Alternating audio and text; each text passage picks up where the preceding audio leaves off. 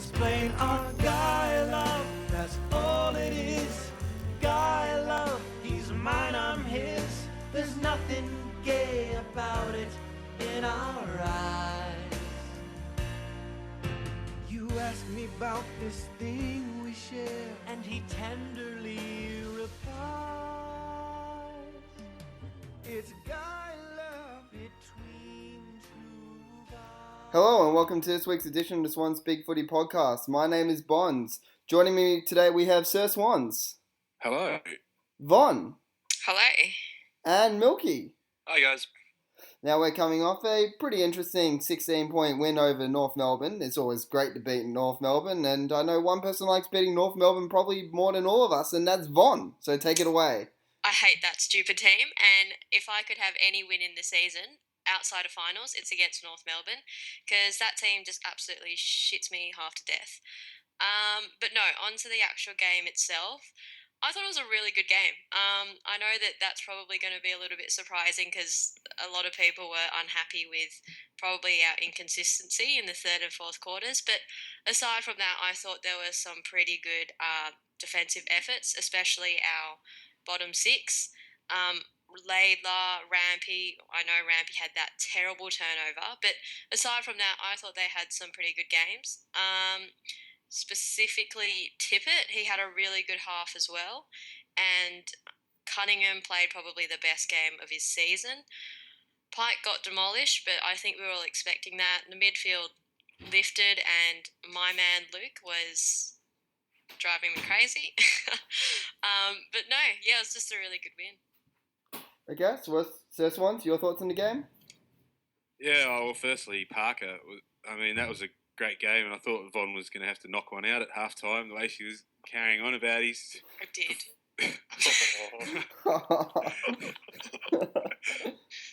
Yeah, because that was I must have made a mess, but he played a great game. Firstly, I guess the opposition, Ferrito and Thompson, are nothing more than gutless fuckfaces with their work on Franklin behind the ball all day. It's just pathetic. And seriously, people want to boo Adam Goods for whatever he supposedly does, but Brent Harvey's the biggest shit stain on this competition, in my opinion, that's ever existed. And the fact that he'll get to 400 games is, it's a disgrace, because he's the most gutless piece of shit I've ever seen play football. Then the umpires, they rode North home so much in that game and made it. That goal, I mean, Ted marks it, call play on straight away, and they get a goal. That was ridiculous. That was the worst umpiring decision I've ever seen. Onto the Swans themselves, apart from Parker, I thought Hanbury's courage to take that knock from Zeeble, which was a little bit late, possibly, but I guess it's part of the game, and then get up and play on, that was excellent. Tippett, very much an improved effort, and we could see how good we are when he is up and about. McVeigh, I thought his kicking was excellent, and he had good leadership all night. Jeddah continues to improve, and I think he's arguably having his best year. That kick into Laidlaw, right on the boundary line, so precise, that was brilliant. Goods played another good game. Laidlaw does his job every single week without fuss, and I think he's become an integral part of that back line.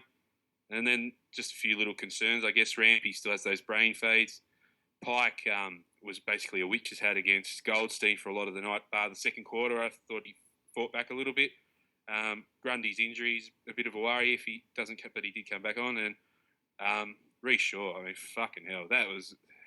I'm going to throw a brick through the TV if I have to watch him play one more week. He is terrible. But overall, despite what some people think and what Darren Crocker thinks, I was actually happy that we were a class above North all night, and I'm very happy with what we did. But this fucking chair's uncomfortable.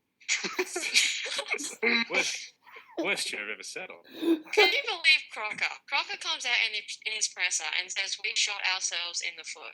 Like, at what point do you shoot yourselves in the foot if you were not leading for any part of the match? I think they shot themselves in the foot when they recruited Jared Waite from Carlton. That's about it. I don't know what North were thinking in that off-season. Like, how mentally damaged do you have to be to legitimately think that a team with that list is a premiership chance next year? Like, I don't know. Vonn. We're talking about North here. How mentally damaged do you have to be? It's North Melbourne. But even then, it's I don't even know. They had nothing to say about. Kind of a soft draw last year, and their run in the final series was an absolute gift. Their run was ridiculous. I could have made the grand final with the run they had. You had to get through the Swans prelim final though. They weren't bad last year, but why would you go let your second best and fairest player go so you can get Higgins and Wade? Well, that's ridiculous. Greenwood is one of the players they need, and they've got Higgins who's body suspect, and his goal kicking under pressure was pathetic last night. And Wade has never been a player who can play 4 quarters of football in any game. He's just took one good mark, and that was about it for the entire game. Yeah. That fits in well with North, though, isn't it? A team that can't play 4 consistent quarters. Mm. Yeah. I mean, it's Goldstein, Zeeble, and a bunch of spuds led by Harvey, the biggest downhill skier. Anyway, don't get me started. No, it's a very interesting game at times, like on the weekend, especially just... Did any of you guys feel as if, especially early on in the match, we were moving the ball a lot better than we have been in previous weeks?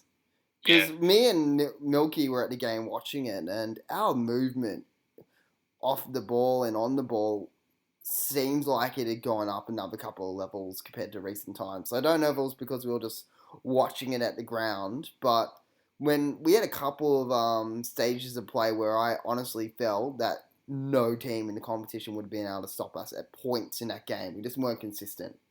At times it was like Jetta was kicking in absolute slow motion. Like everyone around him had just frozen, and his kicking was amazing to actually watch live. You got a real appreciation for how good he is of a kick. Yeah, what did you guys actually think of Jetta's game on TV? Vonn? Yes. Were you listening then? His game on TV was good. Was it good live? Oh, it was great. It was incredible. Great like, live. How do I say? I didn't know if you could just like really see just like watching on TV, because whilst I thought Jetta had been good at times this year, like very good, he's probably having his best season. Watching him live at the ground the other day, like some of his kicks under pressure or how he changes and finds someone in the corridor, it just seemed like it was a lot more impressive live to me, and I didn't know if it was just because he had that much of a better game or whether it's just one of those things you only notice when live, like how much you run off the ball and everything. No, it was good. Good on TV. It was good on replay. It'll probably be good in a week too. Watch it again. Another thing I really like about Jetta, I'm not sure if it's a direct response to the grand final, but he's been really in the faces of our opponents this year. Like, I've never really remembered him as being a player who kind of pushes and shoves a bit, but this year he definitely has been. And I don't know if that's from the grand final, but the whole team as well. They've just been, I don't know if they're copping a bit of sledging because of that grand final, but they just seem to, I don't know, they seem to have each other's backs. If someone pushes you around, you just know someone's going to come over. And that's something it's a camaraderie that I really like. No, you're definitely onto something there. Like, our defensive pressure all year has been fantastic. You can't really fault it. Like, there was a couple of stages like last night where within a couple of minutes we'd be having 2 or 3 smothers, sometimes repeat efforts within a couple of seconds, and it's really encouraging to actually watch us put our head over the ball so much at the moment. It's pretty relentless and it's good to watch. And that's led by the fact that the most highest paid player, but he works down the ground and he busts in at every opportunity. I mean, it was late. I think it was in the 4th quarter. He was in the back line applying some excellent tackles that he didn't get rewarded for, funnily enough, by the umpire. But I think when one of your big leaders up forward is willing to push all the way down the ground and do that, and, we're talking 100-metre runs to get there, I think that sets a standard for the rest of the boys to follow, which has been excellent, especially the last month or so. I'm going to sound like a bit like a broken record here, but just how good is Franklin at the moment? I mean, his game last night, 16 disposals, 4 goals straight, including that floater from 55 metres out to pretty much ice the game. 4 goals, 8 inside 50s and 6 tackles. Like, there's nothing he can't do. And it's fantastic watching him. He just seems to be, every time he's around the ball, you feel as if something can happen. I think that he is better at Sydney than he was at Hawthorn. Big call, I know, with his 100-goal season, but I think he's a better player. He's a more complete player. Maybe I'm biased, but he just, like you said, his tackling pressure is invaluable, and he lifts the team. And you know what? our team is such bad kicks. So when a player of Buddy's caliber lines it up from 60, you just know it's going to go in. And that's, like, I saw a comment on the board actually saying how you don't fully appreciate Buddy until he's playing for your team, and that's so true. Yeah, I have to agree there. His work around the entire ground is fantastic. 6 tackles from a centre-half forward, you'd take that so many times. Fantastic player. He doesn't just tackle; he smashes the shit out of the way he's tackling. Like his bone crack, they're not just soft little pussy tackles. They're really, they're good. I've been watching a bit more of the other teams play closely lately, and I think we always sort of talk about our kicking being poor, which it is in patches, but I think the general standard in the AFL actually is pretty poor at the moment. People at just about every team's bombing it long, and got even Hawthorn in patches. And I actually think our kicking comparatively is not as bad as we think if you watch other sides. I think it's just a general decline in the kicking quality of the competition, but that's just my opinion. I actually think the incline in the kicking within the competition has actually been due to recently the amount of defensive pressure other teams are applying. Like, it was always going to be, if you watch football from maybe 3-4 years ago, there was a lot less defensive pressure on the ball compared to now. So it was always going to be a bit of a decline in kicking if you've got people harassing you non-stop. I think it's the pace of the game too, because I was watching the replay of the 2006 Grand Final, only for a little bit, and it was just a lot of hit-up targets, like very precise kicking, because the Swans especially weren't willing to kick to a contest, so they were just going around and around, and it was just hitting everything lace out. I mean, I know it was the Grand Final, and they're in a bit of form by then, but sides seem to be just want to move the ball, propel it as quickly as possible now, and that probably actually plays into our hands a little bit this year in terms of getting to a premiership potentially. As I said, in 2006, the whole league disposal efficiency was at 77.8%, and this year currently it's down to 72.5%. So very much a different game than it was 9 years ago. I think in the second quarter, particularly where we really dominated, one thing that really stood out to me was, aside from this one short kick, our team was a lot more willing to hold the ball and maybe switch it to the other side to prevent North getting the possession, because I know they had the loose man in the back line, and that really forced us to think about where we were kicking it. And as a result, I don't know if the statistics back this up, but just purely watching it, it felt like our entries had a lot more direction. And obviously that changed when they took the loose man out and we just went back to bombing it. But yeah, it's heartening to see that in patches, when we have momentum, we can capitalise and we can hit up targets for a few minutes a match.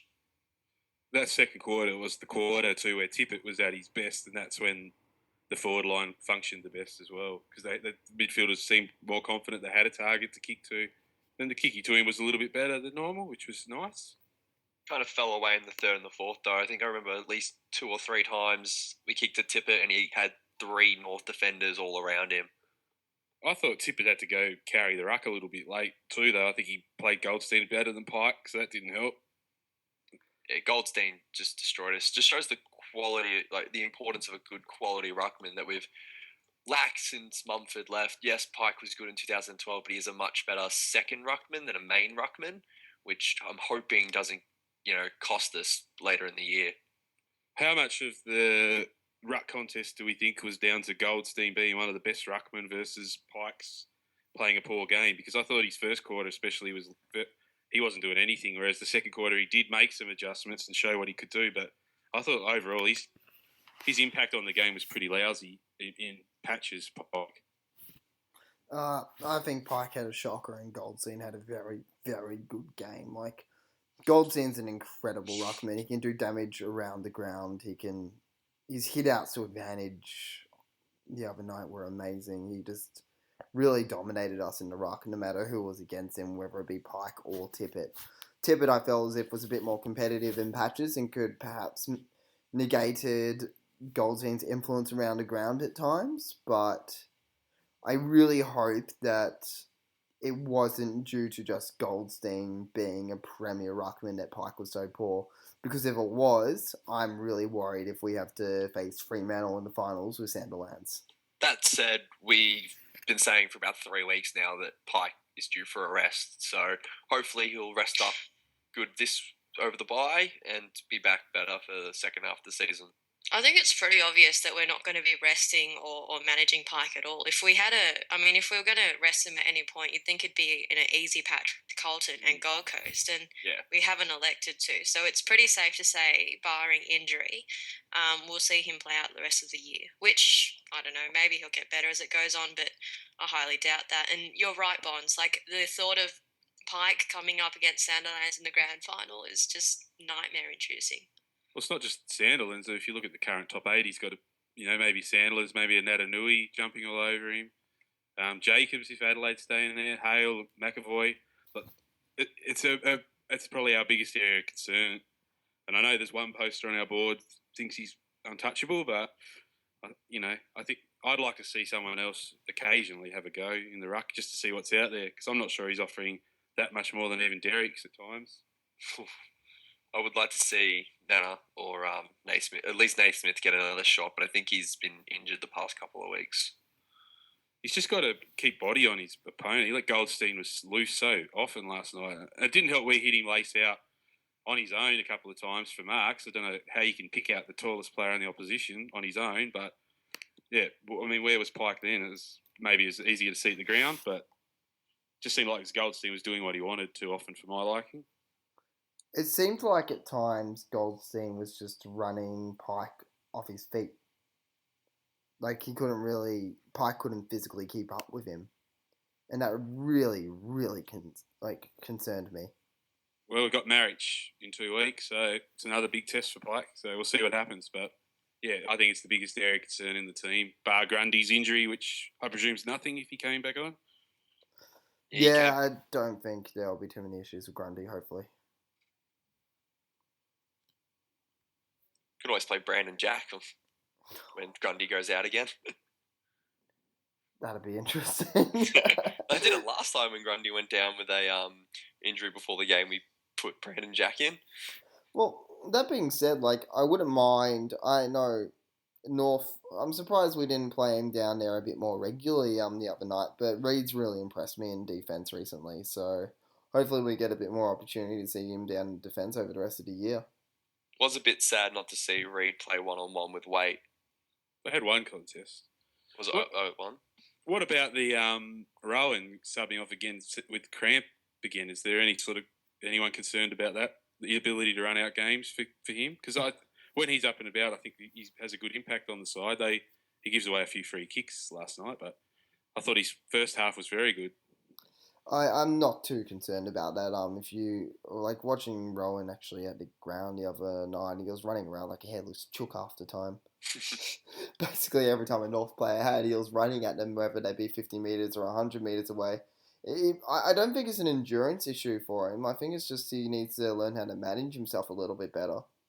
If you're going to be running after every single contest in a game, you're going to be cooked.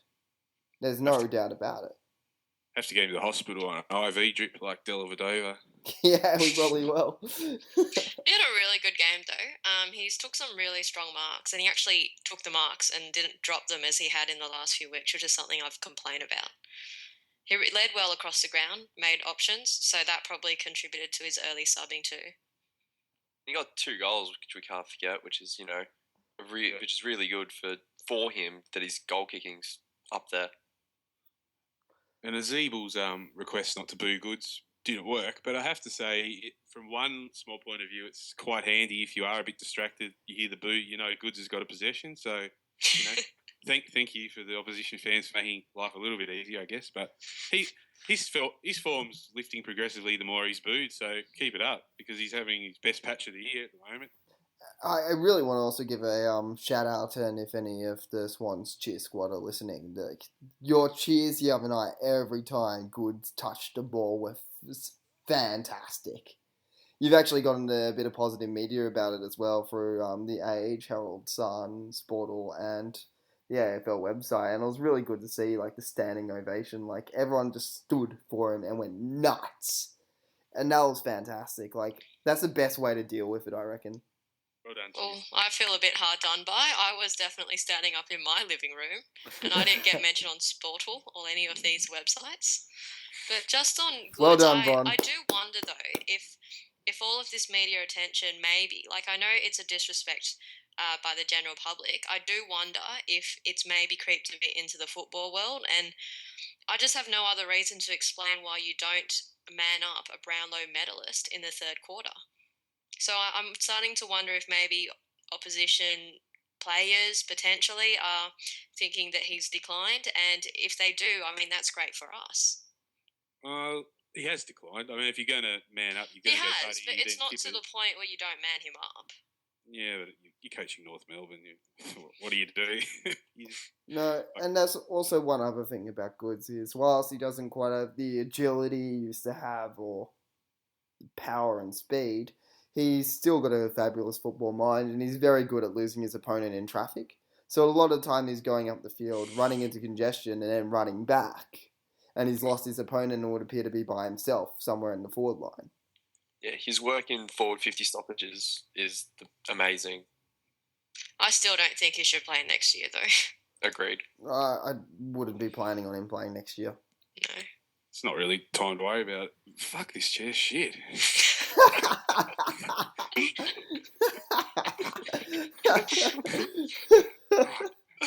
Getting a numb ass. Kennedy isn't quite himself. And I know he's not playing poorly, but Smooth. yeah. Smooth transition. I'll ask this to Kennedy. Yeah, he's not quite breaking those tackles like he used to a bit, and his efficiency's a bit. I can't even put my finger on it. He's not standing out as much as normal. I think it's because our other midfielders have been so good.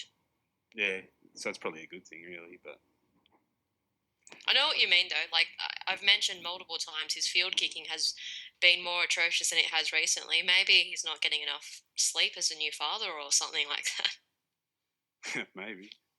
And I think we've run through every player just about, but I think... Well, there was one more player two players I really did want to talk Let me about. guess, one of them is Shaw? No, I think we've had enough serving Shaw this year. The less said about him, the better. I'm not going to jinx him so he stays in this team any further. I still agree that the quote you did at the ground was absolutely amazing. Sounds like you guys have a bit of a bromance going on. Do you guys have a couple name? Like Did Bonky? you share food last night? They split a hot dog and both ends. Basically, the moment before Shaw got absolutely... But it became doing their headlights as soon as... I think it was McVeigh who was passing the ball. I'm just like, don't pass it to Shaw, don't pass it to Shaw, don't pass it to Shaw. He kicks it short. Fuck, he's going to get caught here straight away.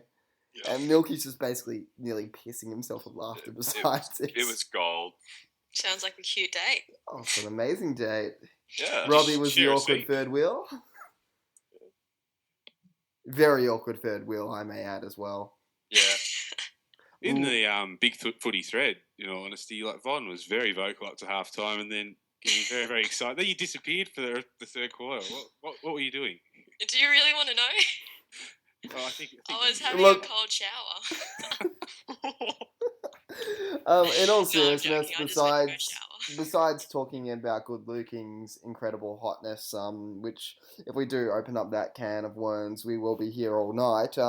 One player I did want to talk about, and I know he had one incredible fuck up near the square. Dane Rampy, though, besides his one clanger that he gets every single week, I felt as if his game on Saturday night was amazing. Like his pressure out. Amazing. Sorry? Amazing. That's a big call. I He think had it a was bit- his best game all year.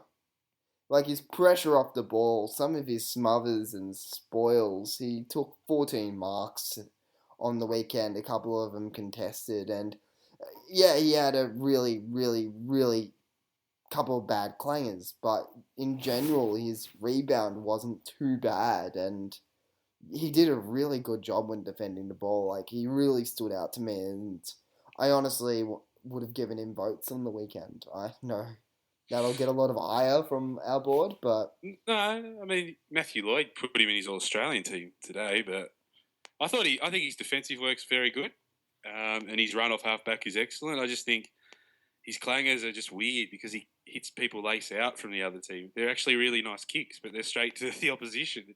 It's just frustrating, but he did at least 3 or 4 of them last night from memory. Oh, that's what... He had 4 clangers from 26 disposals. Yeah, see, I don't even need the stat sheet. I just know that. But,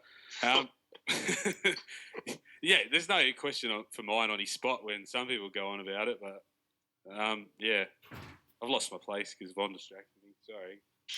It's all right. And might have to go have a shower. The other player who I really wanted to talk about, and his last quarter in particular, Jeremy Laidler this year has been, and SirSwans touched on it earlier, but he has been incredible this year and has been improving week by week to the point where he'd almost right now be behind Grundy would almost be our first selected defender. He just does his job week in, week out. He's versatile. He's got a great kick on him. I can't understand why we didn't play him more last year. I know he's a little bit suspect with his speed sometimes. He's probably close to being the slowest player on our list, but he reads the ball so well mid-air. I can't really fault his year so far. You know what Laidler really reminds me about? I don't know if maybe this is drawing a forced comparison, but I feel like maybe even a few years ago, a lot of our players weren't really known for their talent or their skills. They were just known for their hardness and their attack on the footy. For example, I don't know why, but Laidler kind of reminds me of Paul Bevan in that obviously he has a lot more skill, but he just absolutely attacks every single football, puts his body on the line, and that's something that, all of our midfielders do it, but they're not really recognised for that. Like when you talk about Hanbury, when you talk about Luke, you know that these are courageous players, but you think about them for their skill and their disposals and their decision-making. You don't think about them just as their courageousness or their toughness, which is something that Laidler is thought about. I think he got dropped last year as a scapegoat for the Hawthorn loss in round 18, I believe it was. And I don't think he got a game again after that, but this year he's absolutely cemented his spot in the side. Shizzle.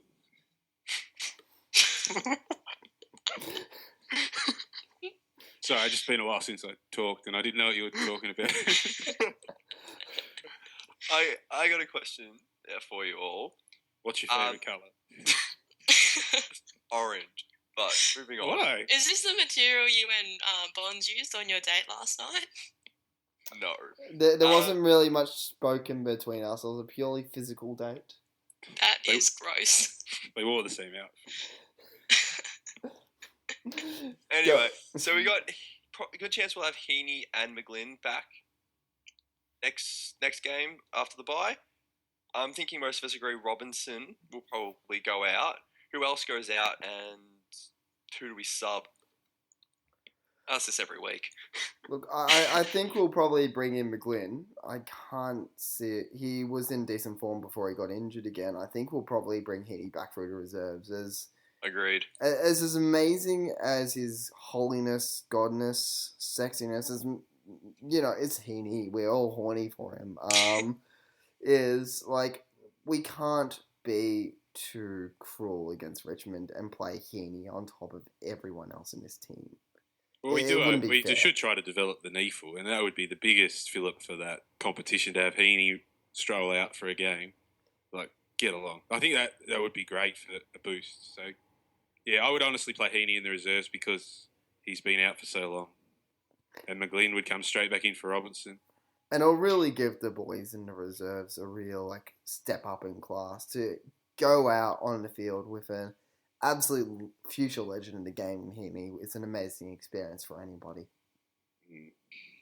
I think Cunningham might make way. Really? Which is probably a bit unfair because he just came off the best game of the year for his standards. Best game of his career. Career's probably stretching it. Name one game he's had better. He kicked 4 goals against the Gold Coast last year, I believe. But he didn't get a lot of the ball against Gold Coast. His disposal around the ground on Saturday night was amazing. He was instrumental towards our victory. Oh, instrumental is probably a bit too strong for me. He You're going to run out of votes, Bonz.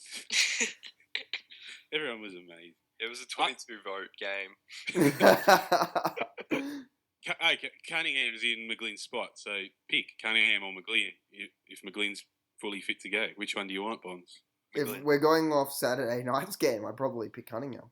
But what if we're going off not just Saturday night game, like reality. going into the grand final? Pretend we're playing our grand final next week. Oh, then we drop Shaw. We play Cunningham in the back line and McGlynn. No, you can't. Okay, the rules of this game is you can't drop Shaw. Oh no! But then we're not going to have a positive result at Shaw. We're not. You know what? We cannot drop Shaw. If we drop Shaw, we're going to have nothing to talk about on this podcast. We cop a lot of heat on Twitter for bagging Shaw. Or by a lot, I mean one tweet, but that's at least 75% of the tweets about the show. 75%. Where's the other quarter? It's ridiculous because everyone thinks I hate Shaw as well, but I actually think that he deserves his spot in the team. Explain. Okay, I don't think that... Okay, you can easily talk about dropping a player, right? And I will concede that Shaw hasn't set the world on fire. I will concede that, and he has had better years for sure. Get it? For sure. But I don't think a player can come back in through the reserves and provide what he provides. I know he has brain farts. I know he gives away free kicks. And the thing is, he plays in the back line. His mistakes are going to be much more costly. We're going to remember the frees he gives away more than like the two holding a ball ones against Buddy. And I mean, it's not really fair, but I mean, that's just how AFL is.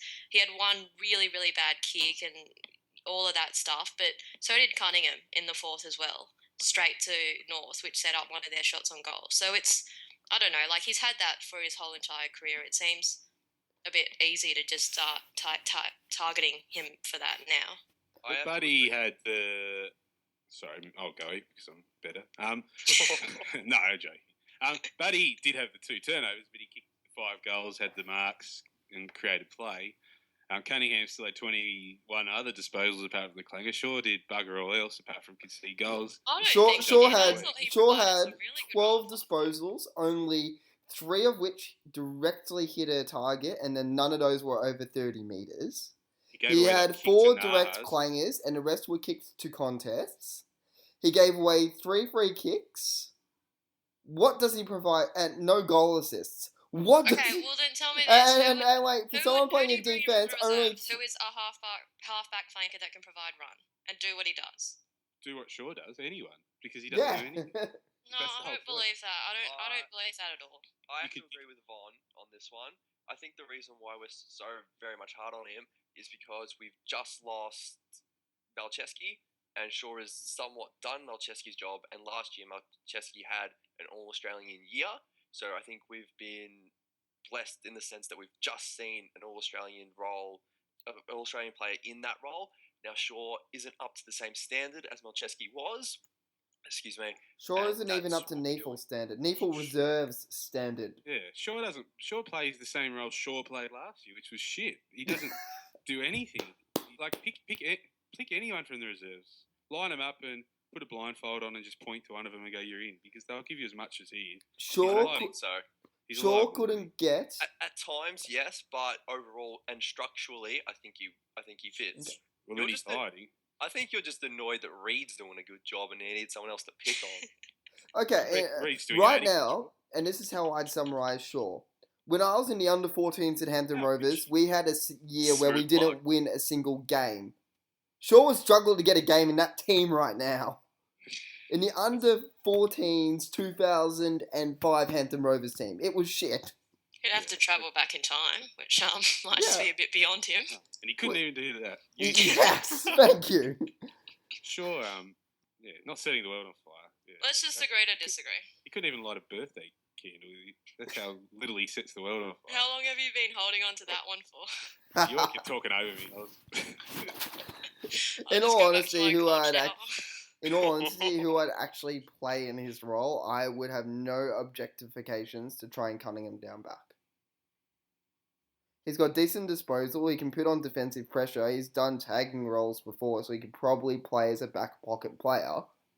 He'd be able to give us run out of defense with his speed, and isn't overawed in a one-on-one contest. Cunningham is overawed a bit.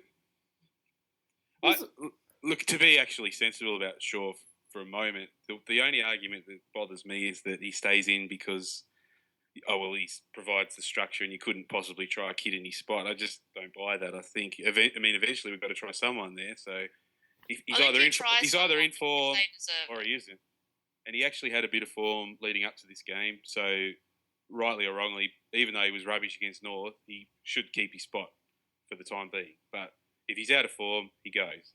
And he shouldn't stay just because it's like, well, who else do you bring in? Just try anyone. Because, when people like Alex Johnson got their first game, it was a bit like, well, where'd that come from? And then they performed. Rampy, he performed. You've got to give the kids a go eventually. So pick the players who are in form. That's all I ask for.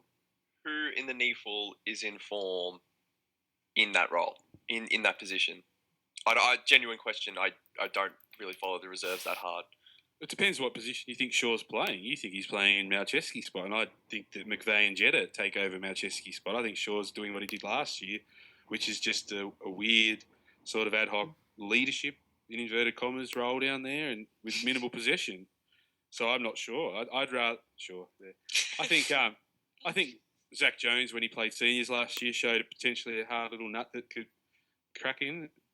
But I don't know what his form's like. We don't get to see the NEAFL enough. I don't have an issue with Zach Jones coming in, but he's injured. So it's like Zach Jones aside, maybe you could make an argument for Cunningham potentially because he did play that role last year, and I personally think he did a pretty good job last year as well. I wouldn't have an issue with that, but maybe that's something we might think about trying when McBabe and also Heaney comes back. Maybe we take Shaw out if he is underperforming and have Cunningham take over that role. Yep. So that's not an option. But I wouldn't be dropping Shaw for the next game. I think the next game is one of our most important games for the year. Bye. The next game, I said, not next week. Smart ass. Our next game in 2 weeks against Richmond on a fucking Thursday. I think they've won 15 of the last 20 games they've played, beaten us 3 of the last 5. They're going to be tough to beat. Don't underestimate them. Don't you dare. Depends which one turns up. I know they beat Fremantle last week, but they also lost to Melbourne. I don't know. True. They're all over the place. Does anyone know where Marsh played on the weekend in the reserves? He's been named in our bests, and he was recruited as a defender, but I know he was getting built up as a midfielder. I was just curious if anyone knew. Welcome to 5 minutes ago, our conversation. Where's Grimlock when you need him? We do need Grimlock on this podcast again. Anyways, guys, thanks for listening tonight, and go to Swans. Thanks. Bye.